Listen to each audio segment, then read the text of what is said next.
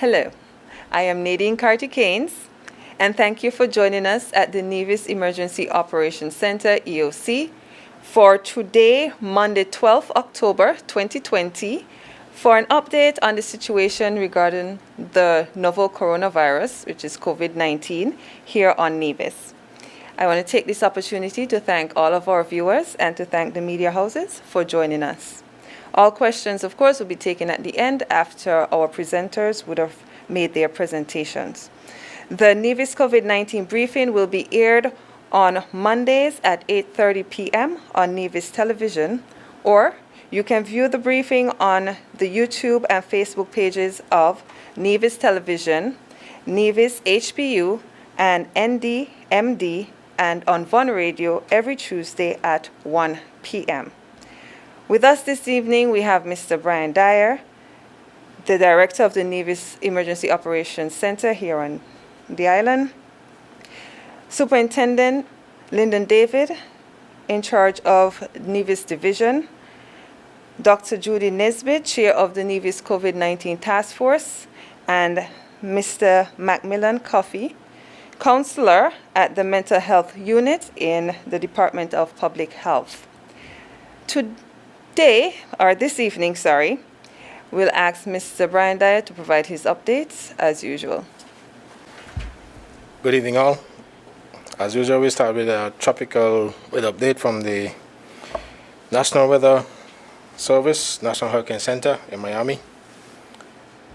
Currently, there's one significant weather system in the Atlantic, and it's a few days east of the island chain. At 2 p.m., recently received satellite and wind data indicates that the circulation associated with tropical wave located about 700 miles east of the Windward Islands has become better defined. However, upper-level winds have become less conducive for development. Some slow development of this system may occur during the next day or so while it moves generally west-northwestwards near 15 miles per hour. After that time, upper-level winds will become even less conducive for development. However, the forecaster have given a formation chance through 48 hours low at 30% and formation chance through 5 days low at 30%. Regardless of development, the island chain could expect some rain showers from Tuesday night into Wednesday based on the forward speed of this tropical wave. All right, we now move on to tomorrow, 13th October, is the recognized worldwide as the International Day for Disaster Risk Reduction. And as director of the Nevis Disaster Management Department, I've put together a short message. So I'll read this message now. The United Nations Office of Disaster Risk Reduction, UNDRR, formerly known as the United Nations for International Strategy for Disaster Reduction, UNISDR, designated 13th October to commemorate the International Day for Disaster Reduction, IDDR, known as IDDR. The aim is to promote a global culture of disaster reduction, including disaster prevention, mitigation, and preparedness. The event solidifies the global process and achievements thus far towards the Sendai Framework 7 global targets to be achieved by the year 2030. Held on the 13th of October, the International Day for Disaster Risk Reduction began in 1989. This day celebrates how people and communities around the world are reducing their exposure to disasters and raising awareness about the importance of reining in the risks that they face. It is also an opportunity to acknowledge the substantial progress being made toward the reduction of disaster risk, losses in lives, livelihoods, and health. Additionally, it also measures the progress made in the economic, physical, social, cultural, environmental, and assets of persons, businesses, communities, and countries. The Sendai 7 campaign promotes each of the 7 targets of the Sendai framework over 7 years. The focus for this year, 2020, is on Target E, to substantially increase the number of countries with national and local disaster risk reduction strategies by the end of this year, 2020. This year's theme, it's all about governance, good disaster risk governance, emphasizes the focus towards effective management of a country's resources towards disaster risk reduction. At the local level, it is critical for the legislative framework to keep pace with the growth of our development of the island. Policy development continues in partnership with allied agencies. The Nevis Disaster Management Department has partnered with our communities to identify and map hazards in the communities, in addition to developing response plans. Training of persons to enhance our volunteer pool and develop management structures are ongoing in our communities. The success of our public awareness campaign depends largely on a participatory approach that engages a wide range of stakeholders. This strategy involves schools, faith-based organizations, government agencies, the business sector, regional and international partners in the promotion of awareness of disaster prevention and managing disaster risk. Given the current circumstances, the NDMD will host some virtual activities throughout this week and the rest of October as we encourage the general public to view these activities on our website, ndmd.kn, and our social media pages, ndmd outlets and ndmd.kn on Facebook and other social media pages.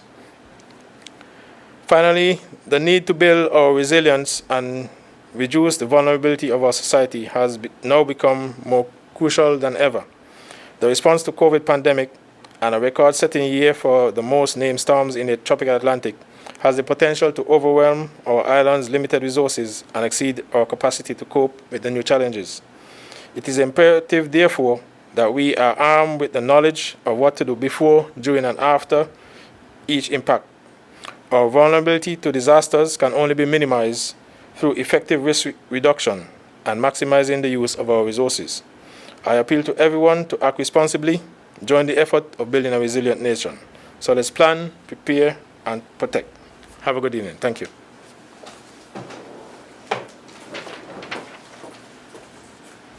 Thank you, Mr. Dyer.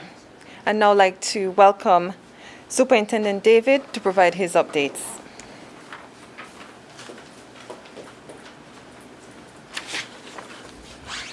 Thank you, Nadine. Good evening, all.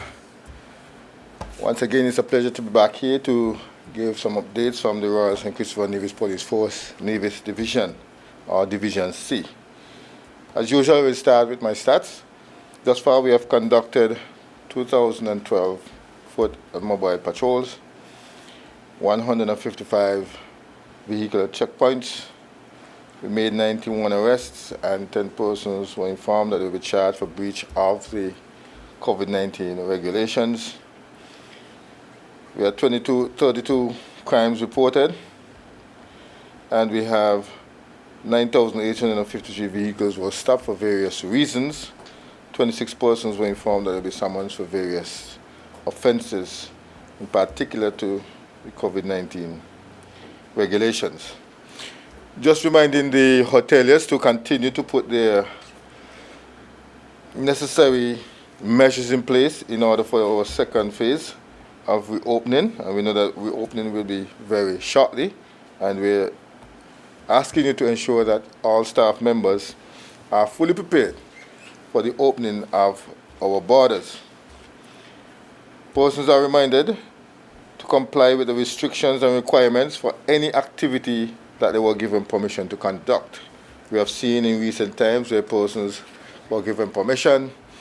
If not the numbers of persons admitted exceeded, we realize too that they are not ensuring that the conduct or how they conduct the activity is going according to as they laid out in their proposal to the police. We're saying to you, once you continue to violate these requirements and restrictions, you will be penalized. Avoid any penalty regarding this. Just a reminder, private parties, beach parties, picnics, banquets, receptions, and we look at private and social clubs and civic associations and organizations Your activities still remained restricted. However, you can make an application to the Chief of Police. Once you satisfied him, well then, permission will be granted. If not, permission will not be granted. So we are saying to you, stick to what you applied for or what is granted to you, and everything will be okay. I'm calling upon all managers and supervisors of businesses and heads of government departments to ensure that persons entering your facilities are wearing the face mask and you have hand sanitizers available to sanitize hands when persons enter in. I am also calling upon the owners and operators of bars and the restaurants to ensure that the protocols are also followed. I observe that there are some bars and restaurants who are not complying fully, and some of you are complacent. We are saying to you, ensure that you are complying now. As the borders open up, we know that our threat level will increase significantly, and you will be expected to go back home to your parents and loved ones, and we want that you go back as you left. So we are saying to each and every one of you, now is the time. Do not wait until borders are open. Then something happened and you want to take that necessary step. Sporting organizations, we are saying to all the managers and heads, ensure that protocols are followed not only for the players but for spectators. We also observe that there at some occasions, sporting activities, you too have failed in this regard. You have exceeded the capacity number that was given to you. We are saying to you, comply if you want the sports to continue. As mentioned earlier, there are persons who may come in and who may sit amongst spectators regarding a particular sport. The risk is higher. So we are saying to you, now is the time to ensure you tie all the knots that you need to tie. So at the end of the day, we will have no spreading of COVID in our federation once the borders are open. Yes, we know that the motor omnibus drivers and owners, also the ferry and taxi operators, you want to ply your trade. But we're saying to you, now is the time as well for you to take seriously the protocols that have been laid out in the regulations. We are seeing some of you are lax in these, and we're saying to you, tighten up. Do not wait until our borders are open and a passenger comes on and create a challenge, not just for you, but for the entire federation. The general public is once again reminded that all, I repeat that, all quarantine sites are restricted areas, whether they be government-owned or privately owned or operated. Persons are not permitted to visit quarantine sites. Violators will be prosecuted, and we're saying to you, avoid this. In closing, let me take this opportunity to thank God for his continued mercies on our federation, wherein we see persons who might have tested positive, but it did not turn for the worse. So we thank him for his mercies in restoring good health to these persons and continue to protect in our federation. The governments, both local and federal alike, for their continued support in this regard, whether it's legislation or finance or any other support regarding the fight against COVID-19. The Royal St. Christopher Nevis Police Force staff here and Nevis and in general for your continued support and your continued hard work in ensuring that we're going out and protect our citizens daily.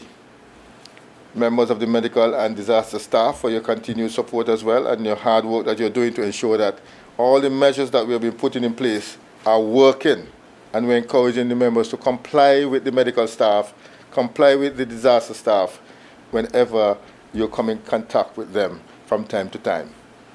All other essential workers, we know that you continue to do your part, and we're saying to you, thank you.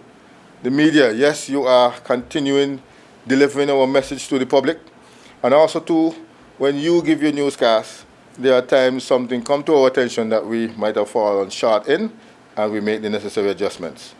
We have persons who are continuing to be good citizens, informing the police of various breaches, and we're saying to you, continue to do so because we see you as a person who wants to see our country stay free of COVID, or if someone comes in and the authority is not aware, you will inform us.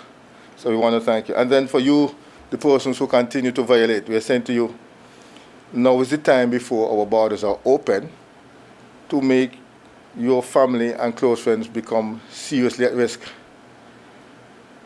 Come on board and help us to protect our federation. Thank you very much, and do enjoy the rest of the evening.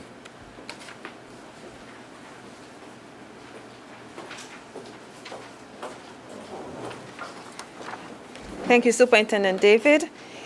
And now, I'd like to welcome Dr. Judy Nesbitt, Chair of the COVID-19 Task Force.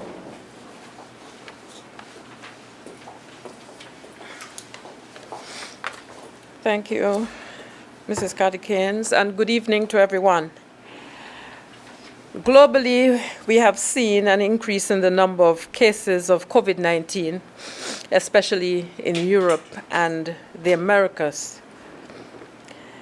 There have been 37,423,660 confirmed cases worldwide, according to the World Health Organization's report for today, with over 1 million deaths. The region of the Americas leads with 17.9 million cases and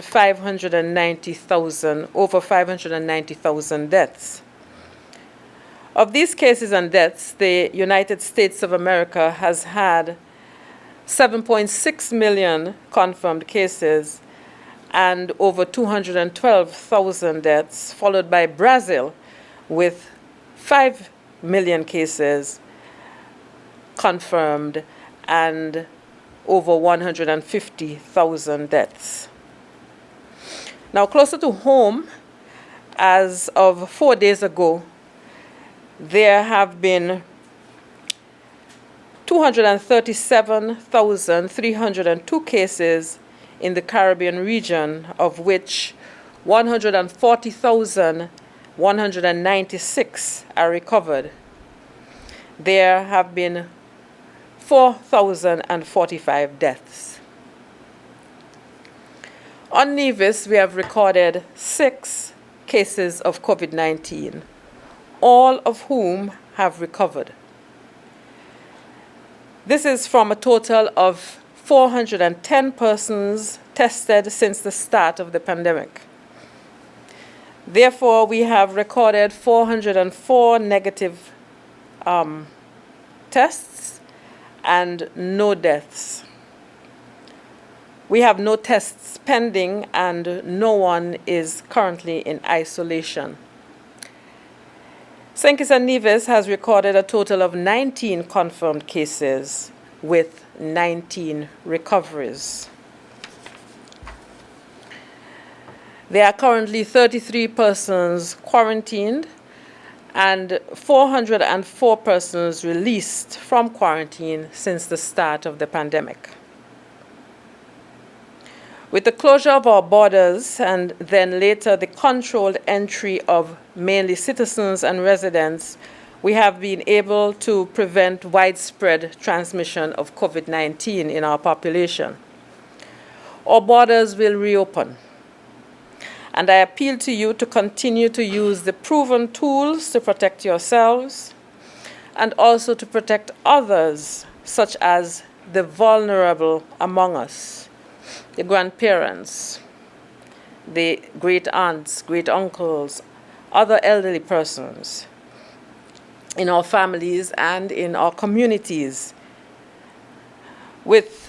and also persons with underlying conditions such as chronic illnesses like diabetes, cancer, etc. But also be aware that the young and strong can become critically ill from the virus and can even die, as we have seen in other countries around the world. In the health sector, we will continue to do our part. We appeal to you to do your part. Thank you.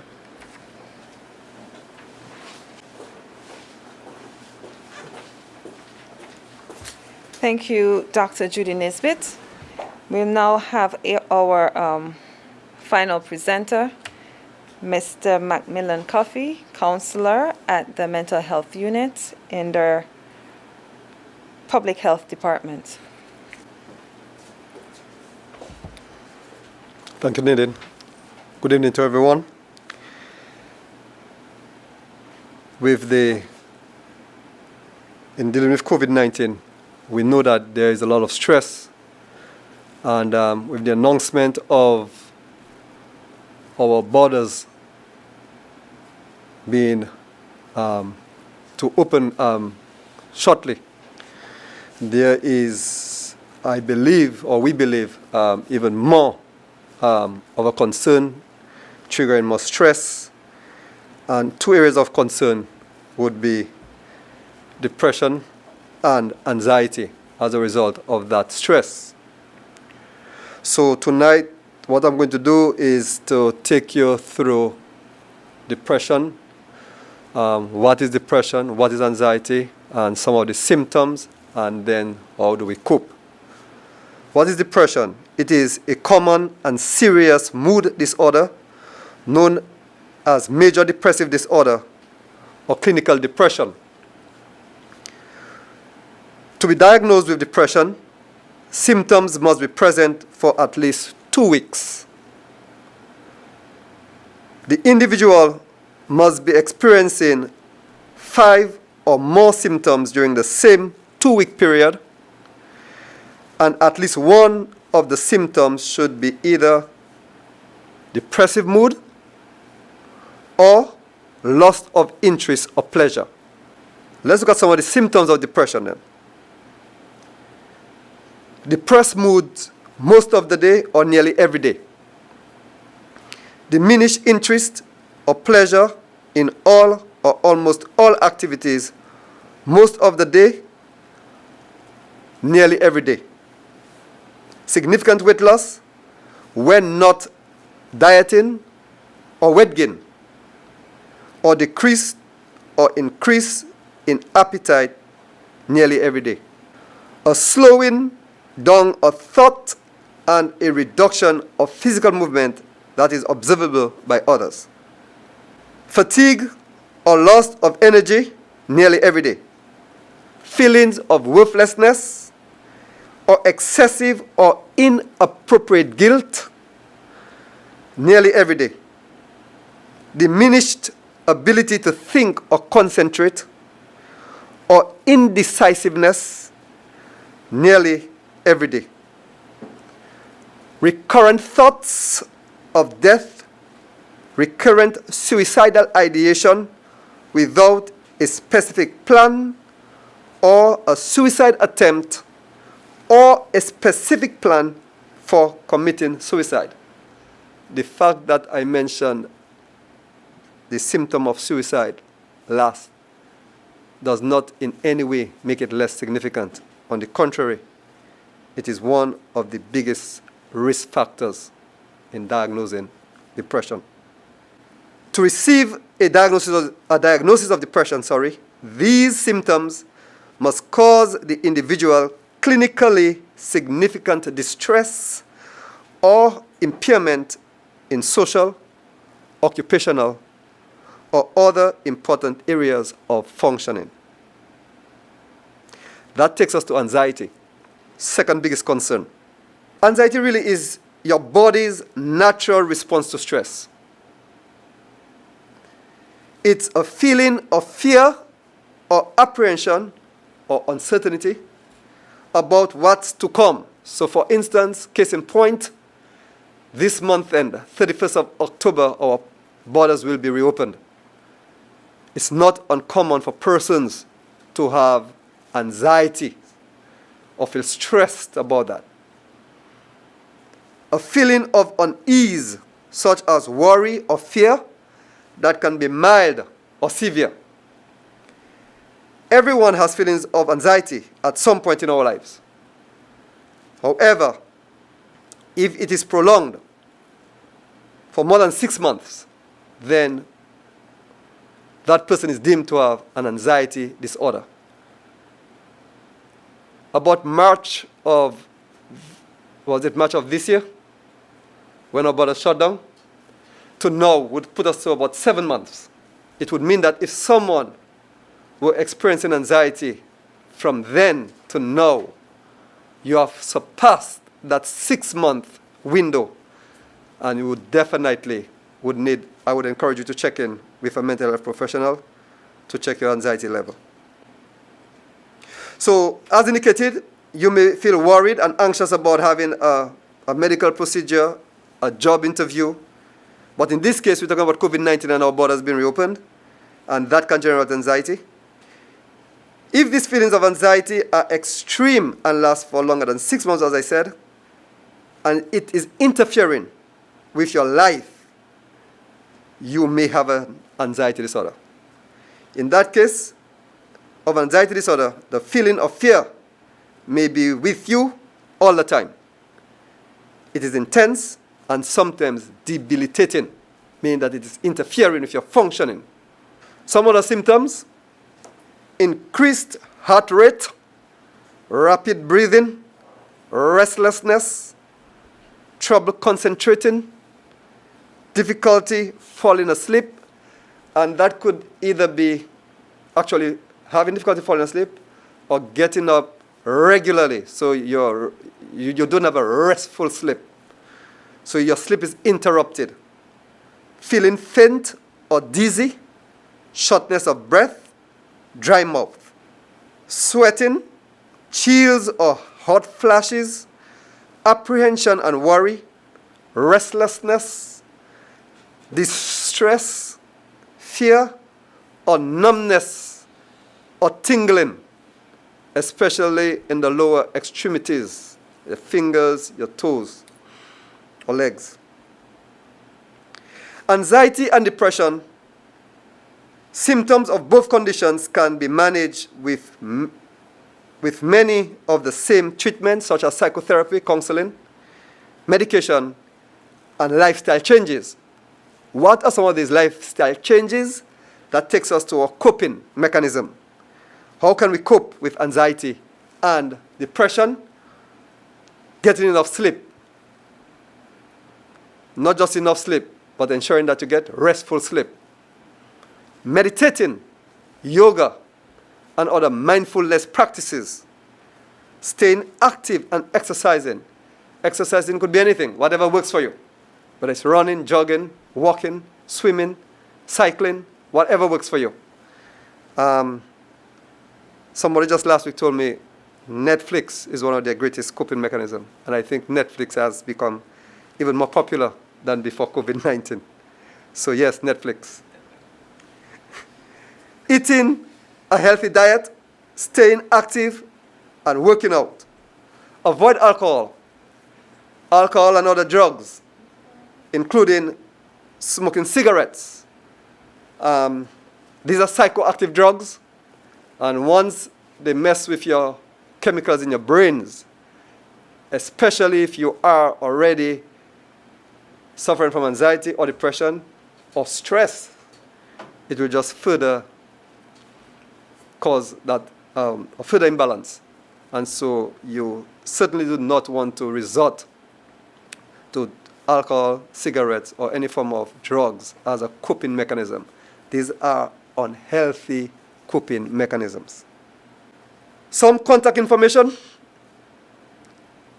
to reach the mental health unit: 469-5473 or 5474 extension 1140 or 469-5521 extension 5202 or 2104. You can also reach us by 660-9951.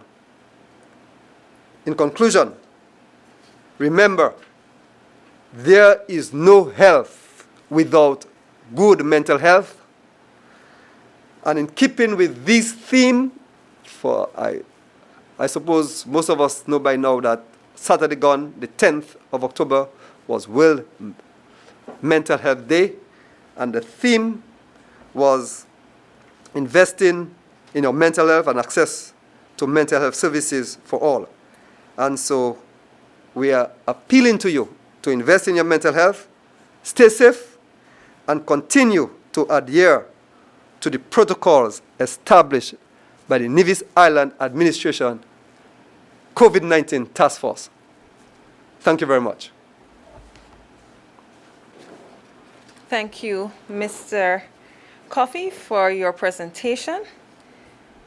Before I open up to our media houses, I'd like to take this opportunity to invite our viewing audience to join us tomorrow at 10 a.m. for the Tourism and Health Campaign launch.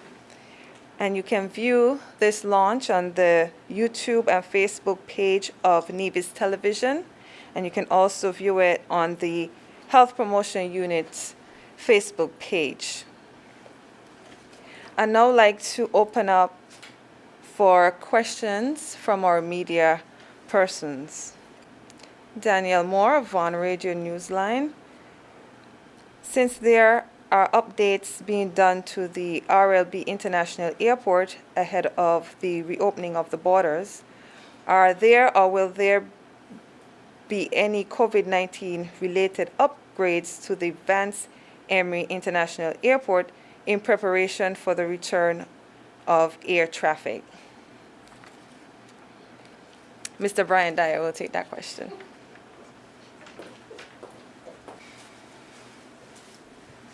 Good evening, thank you for your question.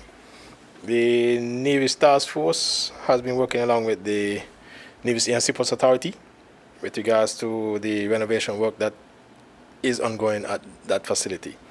And the media would be invited at some stage to give a snapshot of what it is like that the travel experience would be like at the end of the project.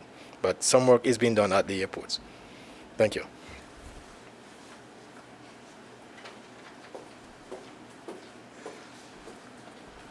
Thank you, Mr. Dyer. I have another question from Danielle Moore, Vaughan Radio. Given the recent seismic activity in the Eastern Caribbean, that is, the 5.2 magnitude earthquake in Trinidad and Tobago on October 4th and a 5.2 magnitude quake in Grenada on October 5th, and a 5.3 magnitude earthquake in the USVI on October 7th, and most recently, the 5.1 magnitude in St. Kitts Nevis on Friday, October 9th, should residents of St. Kitts and Nevis be expected to take any necessary precautions against any possible threat from earthquakes and or tsunami activities? Mr. Brian Dyer will take that question.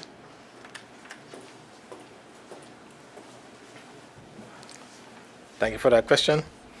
As you're aware, the Eastern Caribbean is a seismic active zone and earthquake activity continues on a regular basis. However, we have had some moderate earthquakes in the last week or 2 weeks, and residents should be mindful that at any time, based on the statistics, we could experience a large shake or moderate shaking at any time. As the region, it's been over 100 years since we have had a major shake-up in this region. So we are mindful of the earthquake activity, and we just want to ensure that persons adhere to the public awareness messaging that is being published or promulgated for earthquake activity.